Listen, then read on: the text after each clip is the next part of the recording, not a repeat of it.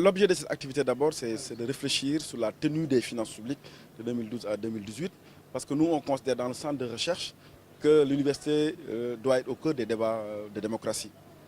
À ce titre, on a constaté, après la recherche, avec les doctorants, avec l'équipe de recherche, qu'il y avait deux dynamiques majeures. Il y a des progrès, mais il y a également des regrets.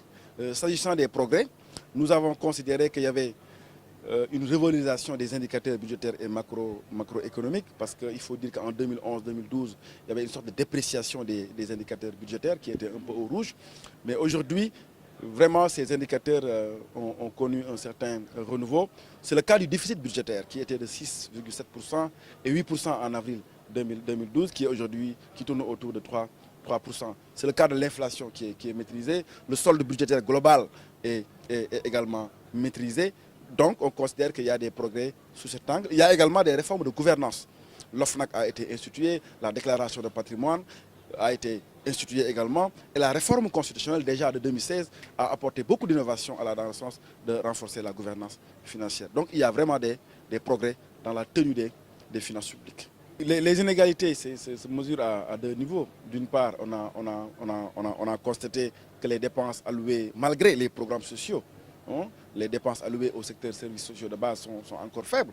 Si vous faites le calcul, vous avez des chiffres qui sont assez faibles alloués au secteur services sociaux de base. Je veux dire la santé, 4%, l'éducation 11%, la justice c'est moins de 2%. Cela montre que le Sénégal a des difficultés. Les inégalités aussi, c'est lié au fait qu'il y a l'exorbitance des dépenses de fonctionnement. Si vous regardez bien, au sein de l'État du Sénégal, les statistiques, les recherches montrent qu'entre 2012 et 2018, les pouvoirs publics ont consommé presque 1000 milliards. Vous prenez les entités infra-étatiques, vous trouvez exactement les mêmes tendances. Il y a un fonctionnement qui est extrêmement élevé par rapport à l'investissement. Et vous savez très bien que dans un État, s'il n'y a pas d'investissement, le patrimoine n'augmente pas, ce qui entraîne des inégalités. Ça, c'est en matière de dépenses. Mais en matière de ressources, également, vous avez beaucoup d'inégalités parce qu'il y a beaucoup de pertes de ressources. Imaginez, la Cour des comptes, dans le rapport publié, a montré, dans son rapport sur l'exécution des lois de finances, a montré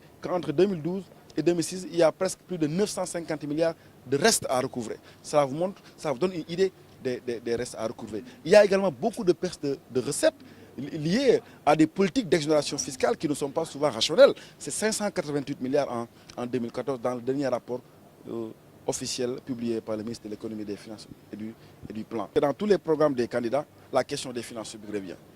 Dans le programme Pur Sang, dans le programme Ligue Elec, dans tous les programmes, vous trouvez la question des finances publiques. On y parle de la réforme de l'administration, des finances, on y parle de réduction de train de vie de l'État, on y parle de rationalisation des dépenses publiques, on parle de suppression de certaines institutions qui ne sont pas aux yeux de ces partis politiques utiles. Il y a ça c'est le premier constat. Mais le débat n'est pas... Les candidats ne vont pas en réalité en profondeur sur les questions de finances publiques. Et vous voyez parfois des redondances, des redites dans les différents programmes. Mais je trouve que c'est déjà bien. Le simple fait de poser le débat, je crois que c'est une avancée démocratique. Parce que vous savez, aujourd'hui, la démocratie se mesure de plus en plus par l'accès aux services sociaux de base, ce qu'on appelle la démocratie substantielle.